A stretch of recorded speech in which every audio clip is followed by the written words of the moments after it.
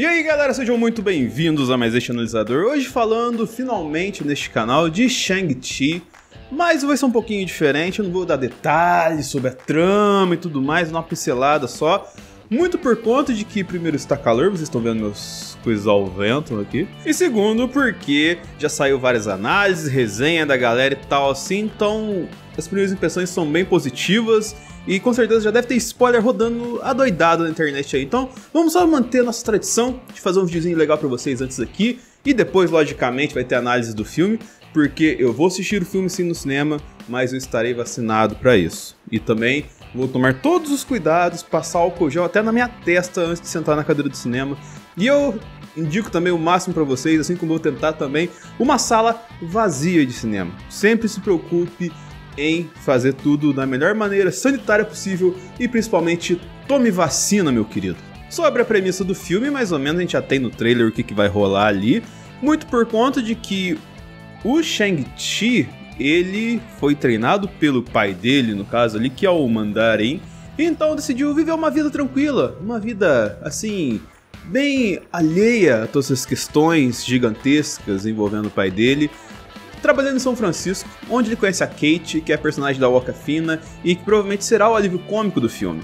Mas então a história irá cobrar o Shang-Chi sobre o seu legado e vai aparecer alguns inimigos, algumas ameaças para ele lá, como por exemplo o Razor Fist, que é o homem da serra, e outros capangas ali que provavelmente vão obrigar ele a seguir o chamado da história para o herói. E então o Shang-Chi vai até o seu chamado na história, passar por alguns lugares muito peculiares, muito provavelmente vai passar pela Madripoor que a gente conheceu lá no Falcão Soldado Invernal, e porque lá deve ter um torneio bem peculiar e bem interessante, que de algum modo conecte ele à história dele, e também conecte outras coisas, como a gente está acostumado a conectar no MCU, como, por exemplo, o Wong e o Abominável, que estarão no filme também, que mostra aquela cena deles lutando e tudo mais. Mas sobre essa questão do Wong, desperta um ponto interessante que a gente mencionou aqui já num vídeo do canal falando sobre o trailer do Homem-Aranha, que é que talvez o Wong, que está também no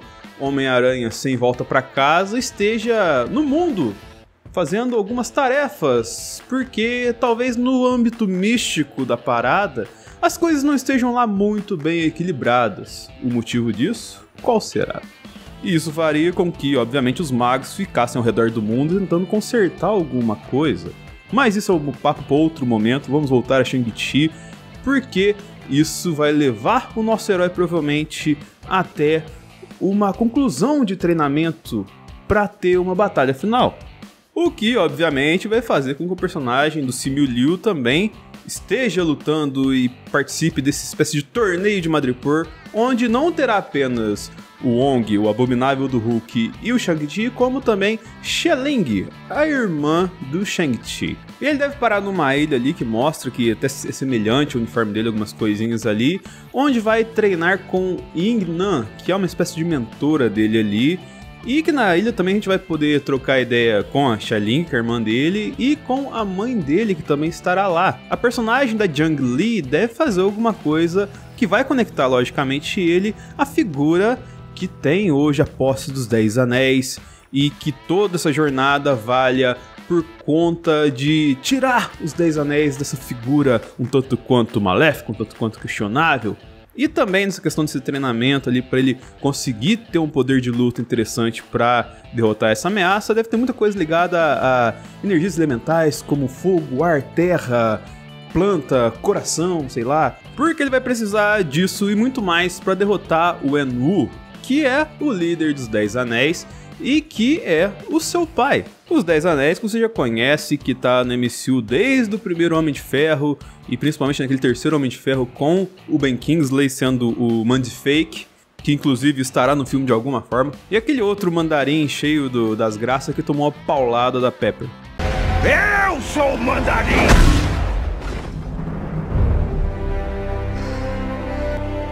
Gente, que mulher. E obviamente toda essa relação que o Shang-Chi supostamente tem com o pai tornou a questão muito mais conflituosa, a ponto de fazer ele não seguir esse legado de levar os 10 anéis adiante, segundo o que o pai dele desejava, mas provavelmente vai arrumar outra forma de levar esses 10 anéis à frente da forma que ele planejar. E nesse ponto é interessante porque esses 10 anéis da lenda são, digamos assim, artefatos alienígenas, provenientes dos dragões Makulan. E sobre essa questão de dragão no filme é bem interessante, porque, logicamente, os brinquedos ajudando a gente, tem um Funko, que seria um dragão que é meio que mestre dessa galera, e que seria o dono desses 10 anéis. Então por isso que esses 10 anéis, na verdade, são anéis de dragões, por isso que seriam braceletes para os seres humanos. Porém, esse dragão também pode ser Fin Fang Foom, o grande inimigo do Shang-Chi nas HQs, e que talvez aqui tenha uma inversão, ele vire uma espécie de amigo, o Shenlong dele. Além disso, tem toda uma caracterização, uma ambientação bem interessante esse filme. Isso vem desde a ambientação das pancadarias de Kung Fu, o que a gente viu nos trailers parece ter uma pancadaria bem honesta. E parece que o Simu Liu se preparou de verdade pra fazer esse personagem, muito diferente do rapaz lá que fala I am Iron Fist, lá do Netflix, que não treinava e depois queria fazer cena de luta fodona. Até pra honrar Bruce Lee, provavelmente a Disney deu uma caprichada nesse ponto. Além dessa questão, também você tem ali na questão estética, assim, uma coisa quando vai pra um lado mais mágico nos cenas de trailers assim. Você tem uma pegada meio tigre e dragão, e que é muito legal isso, do negócio bem tipo, caracterizado do Oriente, mas com uma coisa bem mágica, lúdica, assim. Mas no momento de falar sério, assim, de ser mais terrestre, você tem alguns momentos de tropa ali que são bem interessantes e que lembra até um pouquinho aquele Último Samurai do Tom Cruise e tal. E que pode ser uma questão que, compondo essas 3 partes desse lore do Shang-Chi aqui, a gente pode montar uma parada bem legal e ter uma espécie de nova Wakanda aqui, com uma nova estética toda pronta para ser abordada ao longo dos anos no MCU, numa pegada mais asiática agora, trazendo uma nova referência visual para um mercado muito interessante. E por que esse mercado é interessante? Que a gente vai abordar daqui a pouquinho. Pois falando de mercado interessante, eu gosto que vocês estão aqui no mercado do analisador com os melhores produtos de entretenimento, sempre trazendo para vocês. Então por isso, até para ajudar o tio a continuar fazendo conteúdo para vocês, curta, compartilhe, favorite, sinalize, se inscreva no analisador, comente aqui embaixo sugestão de vídeo que você quer ver, alguma referência que tenha dado errado, algum elogio, alguma crítica do jeito que eu faço aqui. Comente com a gente, os comentários são a extensão do vídeo pra gente trocar uma ideia. Eu sempre respondo todo mundo e sempre participo aqui e troco ideia com vocês em lives, como a gente faz de What If, todas as semanas, às quartas-feiras. E acabamos o Bad Batch, mas aos sábados é os dias de Star Wars aqui, teremos um projeto ligado a Star Wars aqui todo sábado pra vocês, trocando ideia, ou live, ou vídeo, nos caminhos da força. Assim como a Disney tenta fazer na China, trazer alguma força de mercado para ela novamente nesse lugar que é um tanto quanto polêmico, digamos assim. E essa preocupação com o Oriente por parte da Disney na questão cinematográfica começa desde a escolha do Destin Cretton, que é o diretor, apesar de só ser filho de uma japonesa e morar no Havaí, tem todo um background asiático nas suas obras, principalmente quando faz parceria com a Brie Larson. Mas a polêmica aqui já começa, principalmente em MCU, um pouquinho lá atrás, quando a gente vai começar a falar de Doutor Estranho de 2016, por conta de que a anciã, ela, se fosse seguir o formato dos quadrinhos, seria um homem, um monge tibetano. E o fato de terem trocado o ancião por uma anciã foi um pouquinho para apaziguar as tensões chinesas e tibetanas no geral, assim, na questão política. Então eles preferiram não colocar um tibetano ali, porém foram criticados pelo whitewashing de não colocar um asiático ali e colocar uma atriz multiversátil, mas que é tudo menos asiática. Só que o problema chinês da Disney começa bem antes de Shang-Chi, principalmente com Mulan. Porque Mulan foi um filme que tiveram várias peculiaridades que chamaram a atenção. Começando pela figura do Mushu, que é o dragão que foi descartado no live action e que era um dos pontos fortes da animação.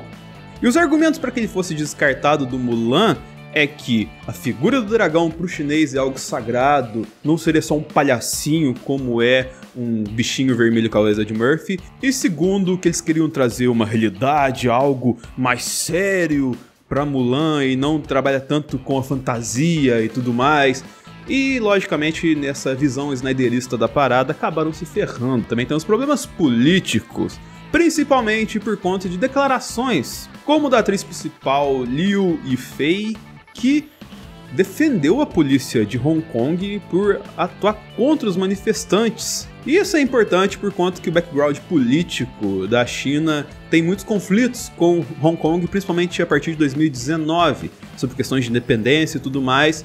E quando ela coloca esse posicionamento, acaba tendendo ao lado de Pequim e não ao lado de Hong Kong, que ficou um tanto quanto contrariado com essa declaração. E ainda como polêmica pouco é bobagem para Mulan, as refilmagens do filme foram feitas em Xinjiang, que é um território no noroeste da China, que é um tanto quanto complexo por ser um território de muçulmanos dentro da China, mais conhecido como uigures, e esses uigures entram em conflito frequentemente com o governo chinês, talvez por questões religiosas, não vou entrar nesse mérito aqui, mas eles fizeram refilmagens num local um tanto quanto questionável em questões geopolíticas para a coisa, e toda essa questão gerou muita raiva em vários núcleos chineses, corroboradas principalmente pelos créditos de Mulan, que agradecem agências governamentais pela colaboração para a execução do filme. Isso deixou um tanto quanto nebuloso a relação da Disney com o mercado chinês, porém teve uma recuperação no momento mais recente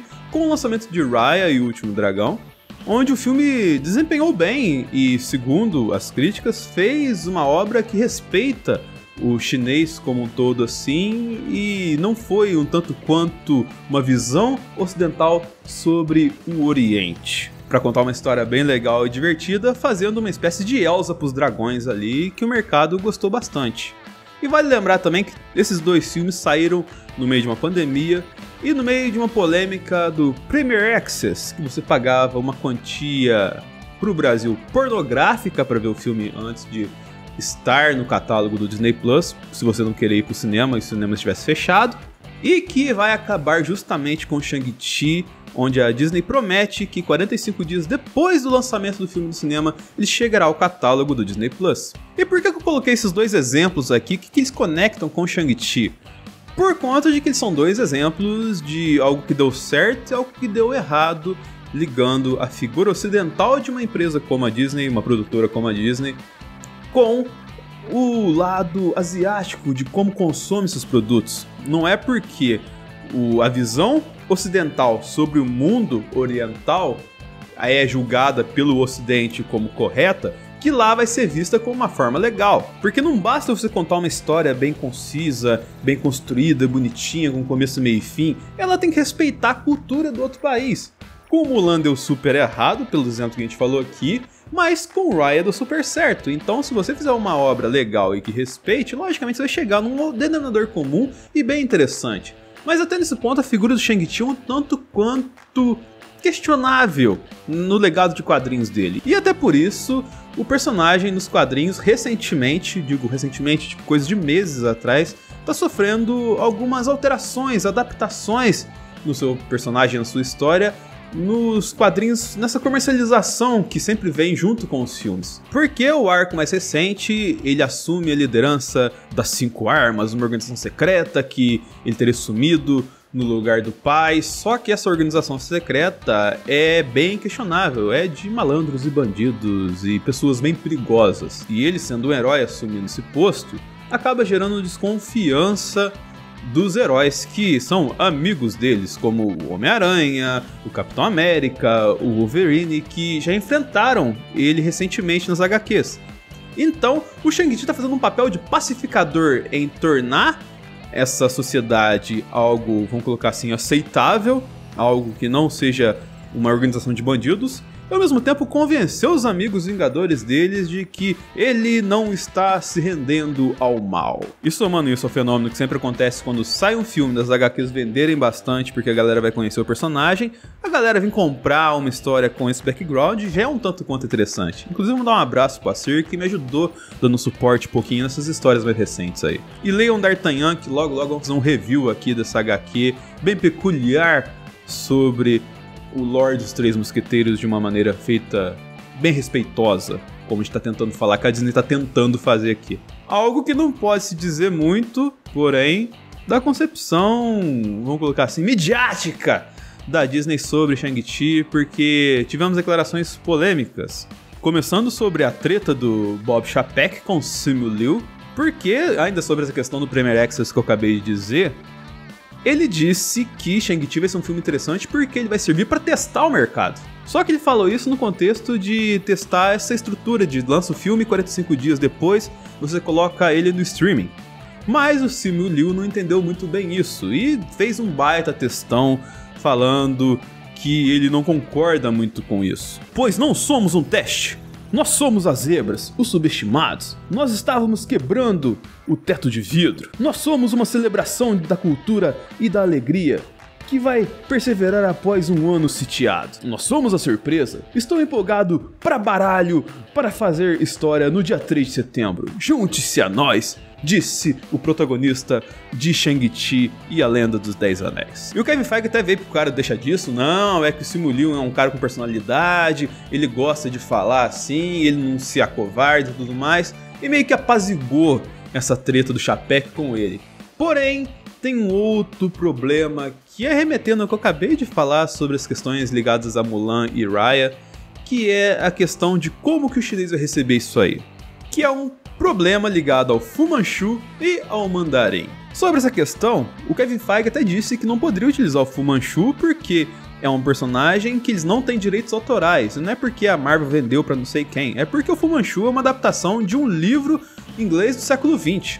E somado ao arquétipo que foi colocado nele nos quadrinhos na época, que ele era um tanto quanto monstruoso, a Marvel percebeu que era melhor utilizar o Mandarim, que tem um aspecto um tanto quanto mais humano.